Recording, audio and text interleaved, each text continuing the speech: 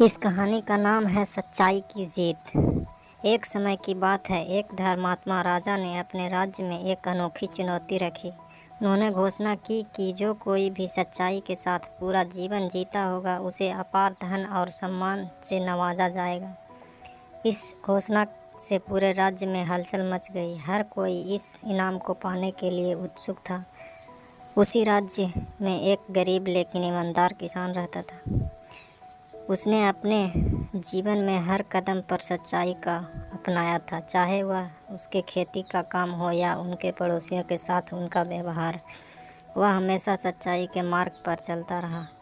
एक दिन किसान ने सोचा कि वह भी राजा की चुनौती का हिस्सा बनेगा। वह राजा के दरबार में गया और अपनी सादगी और ईमानदारी की कहानी सुनाई।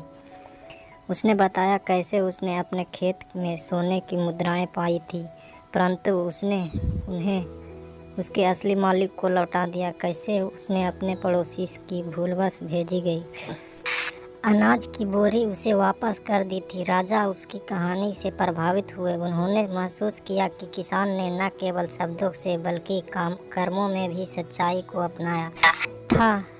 राजा ने उसे इनाम के रूप में सोने के सिक्के, नई भूमि और राज्य में सम्मानित स्थान दिया और आश्वासन दिया कि उसकी सच्चाई और ईमानदार का राज्य भर में गुणगान किया जाएगा। इस घटना से प्रेरित होकर अन्य लोगों ने भी सच्चाई के मार्ग को अपनाने का संकल्प लिया।